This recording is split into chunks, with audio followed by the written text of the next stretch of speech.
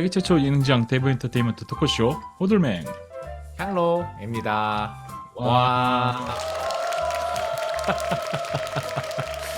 그 지난주에 트위터에서 되게 얘기가 많았던 게 네. 비전공자의 코딩 현실 좀 알려주세요가 엄청나게 많은 인용을. 비전공자 코딩 현실 좀 알려줄 사람 구해요 제발. 네. 네. 비전공자가 네. 코딩 시작하려고 하는데 네. 취업을 준비하고 실제 회사에 취업이 되고 그리고 회사에 생활을 하고 이 과정이 얼마나 이제 힘든지 네. 현실을 좀 알려달라. 냉정한 현실을 알려달라. 뭐 그런 뉘앙스이신 것 같아요. 저도 이제 네. 주변에 혹시 비전공 개발자분들 보신 적 있으세요? 있죠. 저희 그 반려생활 지금 프론트엔드 개발자분들 개발자분도 비전공자이시고요. 네네. 그리고 이제 뭐 고등학교 졸업하시고 바로 취업하신 분도 있죠. 영아님. 아 그러네. 맞아요. 예, 예.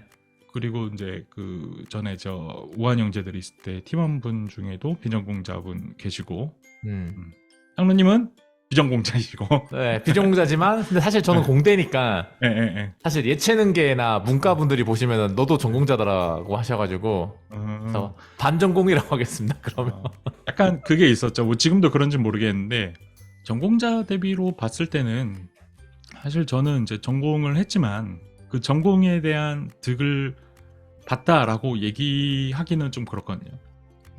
근데 이거는 제 주장이고 사실은 득을 봤을 수도 있다는 거죠. 그렇죠. 네. 예. 저는 최종 졸업 학점이 3.2였나? 3.28인가 그랬거든요. 거의 2점 초반대에서 놀다가 이제 군대 갔다 와서 열심히 했던 케이스인데 아무튼 첫 회사 이력서를 냈을 때 면접을 뭐 서류를 합격한 것도 그렇고 면접을 봤을 때도 그렇고 저는 제가 스스로 따로 시간 내서 공부한 부분에 대해서 더 도움이 됐다고 생각을 하거든요. 근데 면접관분들 서류 평가하는 사람들 입장에서는 컴퓨터 공학과라는 출신의 그 타이틀을 또 봤을 수도 있는 거기 때문에 그래서 그거는 아무튼 제 개인적인 경험에 봤을 때는 제가 스스로 공부한 부분이 더 도움이 됐다. 근데 그게 간접적으로 외부에서 봤을 때는 내가 컴퓨터 공학과 출신이라는 게 좀 플러스 어드밴테이지 요소가 됐을 수는 있다. 저는 이렇게 좀 봅니다. 전공자인지 아닌지에 대한 그 타이틀이 별로 그렇게 중요하지 않은 직군인 것 같고 만약에 부족한 부분이 있다면은 그거에 대해서는 뭐 얼마든지 요즘 공부할 수 있는 세상이니까 정보가 흘러넘치는 세상이다 보니까 그거에 대해서는 또 공부를 하면 될 것 같고 지금 이제 결국 채용을 하고 있잖아요. 예. 그러니까 면접 서류도 보고 면접도 보고 다 하시지만 호돌맨이 동료로서 말고 평가자로서 서류에서 비전공자나 전공자 보세요. 아 서류에서 네. 그쪽 안 보죠. 그쵸. 대학 나왔는지 안 나왔는지도 안 보거든요. 뭐 이 사람 대학 나왔어? 일단 오케이. 근데 이 사람 안 나왔어? 그러면은 뭔가 대학 나온 사람과 최소한 뭔가 비슷하게 보여줄 수 있는 그런 것들은 스킬은 있어야 된다고 생각을 하거든요. 그래가지고 그런 부분은 좀 봅니다. 그리고 뭔가 컴퓨터 공학과를 안 나왔어? 상관없어요. 근데 안 나왔으면은 뭔가 그에 준하는 또 스킬 포트폴리오 이런 게 있어야 된다고 저는 생각을 하거든요.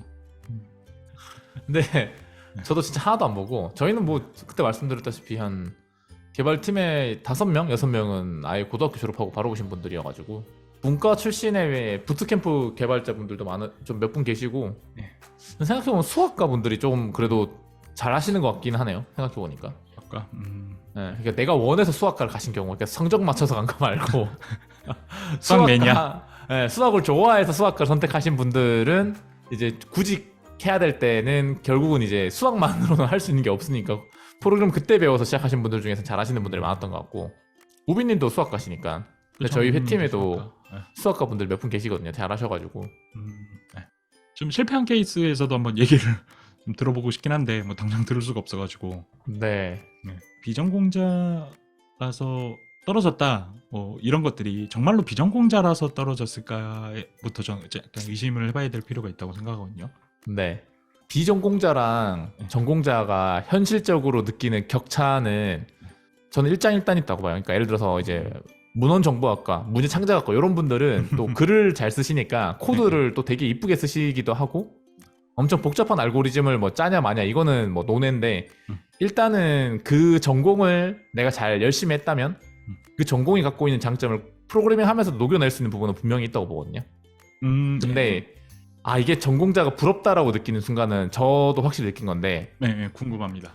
같은 고민을 하고 같은 주제에 관심을 갖고 있는 친구나 동료가 옆에 없다는 게 좀 컸던 것 같아요.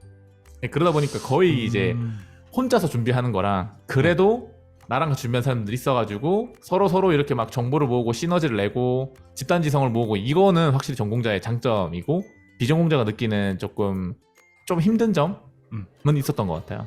대학교라는 게 좋은 게 이제 같은 목적, 같은 생각을 가지고 있는 친구들끼리 뭔가 생각을 공유하면서 발전해 나갈 수 있는 여지가 된다는 점에서는 참 좋았던 것 같아요.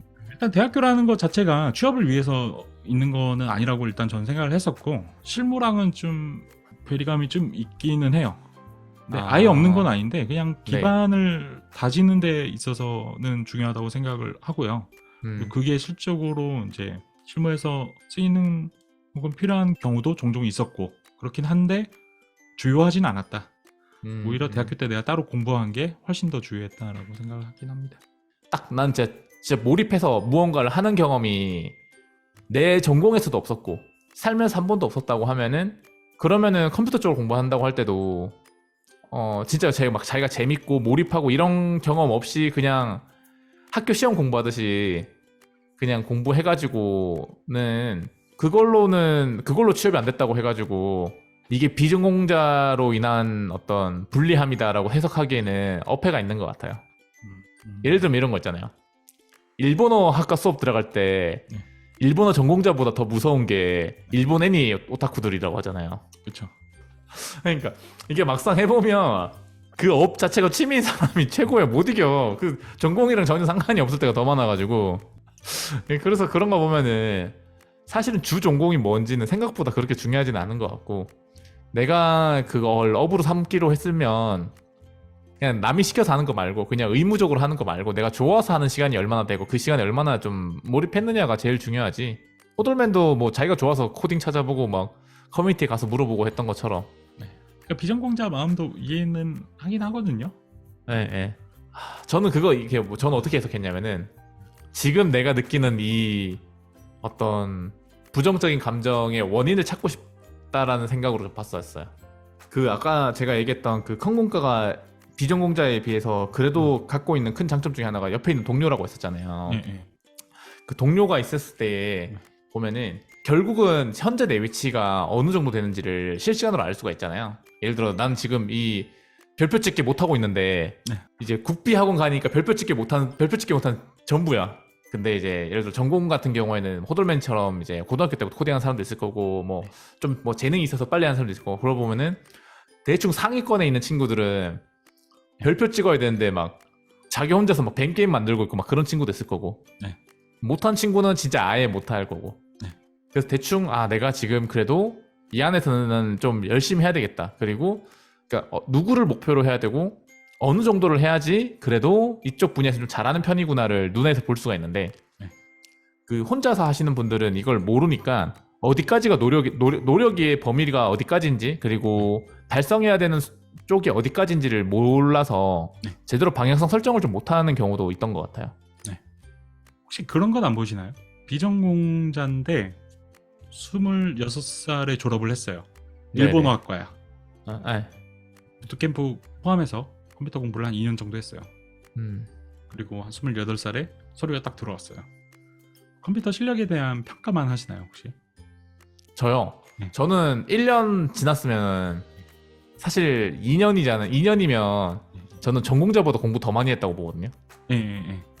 왜냐면 시간이 그렇잖아요. 방학이랑 뭐 실제 수업 시간 다 빼면 사실은 이제 생 풀로 2년 하는 게 훨씬 더 공부를 많이 했어야 되는 양이니까. 그렇죠. 맞아요. 그래서 2년 동안 어떤 걸 공부했는지를 볼 것 같아요. 그러니까 일반적인 질문들보다는 본인이 2년 동안 어떤 걸 공부했고 그 주제에 대해서 그러면 진짜로 잘 알고 있는지를 할 것 같아요. 저도 2년 동안 이제 어떤 공부를 했는지는 이제 물어보는데 그 외적으로는 혹시 안 보시나요? 어떤 거 물어보세요? 일본어 공부 열심히 했었는지, 전공 같은 거 어땠는지 그런 거 물어봅니다. 그런 거 좀 물어보고, 그리고 컴퓨터를 왜 하려고 하는지에 대해서 좀 물어봐요. 그렇죠. 그거는 무조건 물어봐야죠. 어쨌거나 본인이 4년이라는 시간 동안 큰 금액을, 등록금을 내면서 이제 다니는 학교니까 거기서 어떻게 보내는지에 대해서 좀 궁금해가지고 음. 좀 물어보고 그게 이제 다른 쪽으로도 연관이 전 된다고 생각을 하거든요.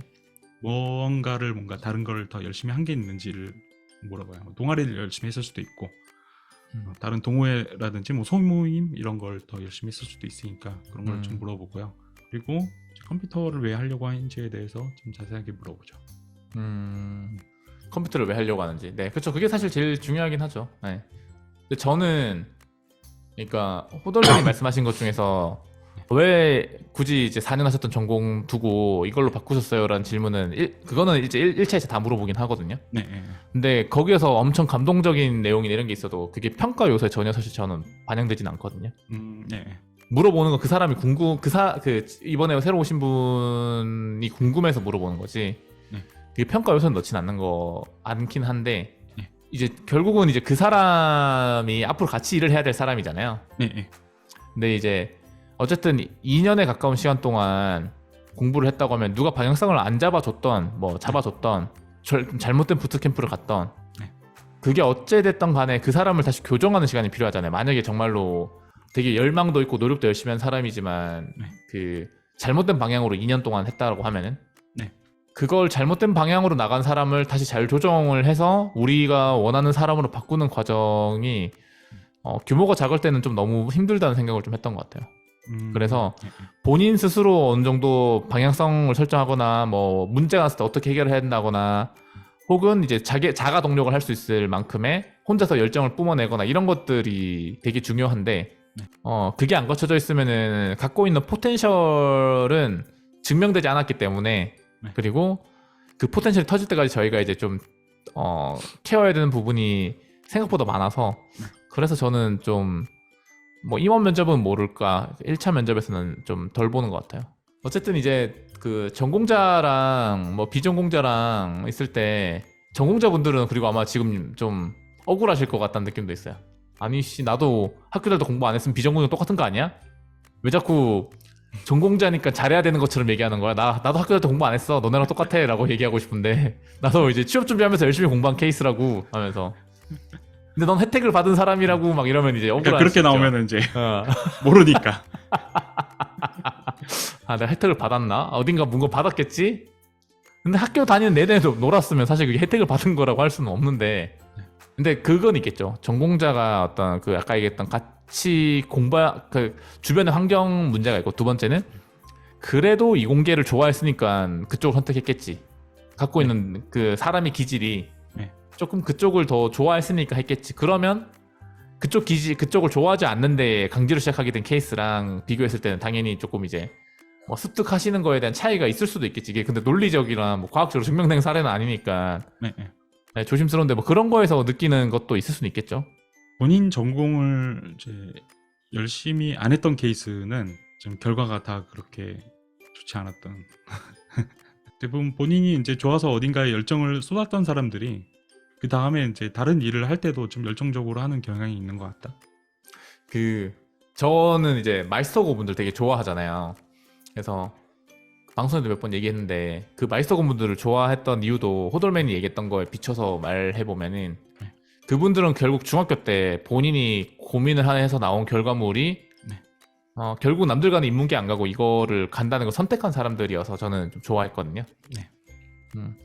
그래서 이제 물론 이제 그 대학교 4년까지 한 분들 인문계 난 중학교 때 공부 더 잘해서 인문계도 가고 뭐 대학교도 가서 거기서도 공부 열심히 했는데 왜 이제 어쨌든 마이스터고 가는 데 있어서 중학교 성적이 어쨌든 뭐 되게 엄청 중요하다 이런 건 아니니까 근데 이제 내가 왜 저 사람들보다 좀 좋지 못한 평가를 받아야 돼 라고 억울해할 수도 있는데 수능 성적 잘 치면 좋은 개발자가 될 수 있다라고 누구도 얘기한 적은 없거든요, 사실은. 그래서 본인이 다 이제 고민을 하고 결정을 내려야지 되는 거고 어떤 의미에서는 이제 그 마이스터고 가신 분들은 그 중에서도 물론 이제 잘하는 분들이 한해서지만 자기가 중학교 때 고민한 결과로 부모님을 설득을 해서 좀 리스크가 있지만 왜냐하면 그 길 외에는 이제 없어지는 거니까 그래도 한번 본인이 결국 선택을 하고 결정을 내려서 그 책임을 다 진 건데 그런 분들이 와서도 잘 하시는 것 같아요. 보면은 결국 이제 고민을 하시고 그 고민에 대해서 결정을 내리고 실행에 옮기신 분. 그래서 저는 사실 저런 질문을 했을 때 좀 위로 혹은 격려받고 싶어 하시는구나 정도로 보는 거긴 한데 네. 그렇다고 하더라도 거기에 중독되시는 거를 또 별로 안 좋아하기 때문에 이게 잘못하면은 이제 비전공자로서의 한탄만 하는 어떤 그 생활이 습관이 될 수도 있는 거잖아요. 아유, 비전공자 떡밥이 다시 떠오르나 이게? 지금 이렇게 작년에 비해서 올해 갑자기 취업이 너무 안 되니까 그런 것 같아요.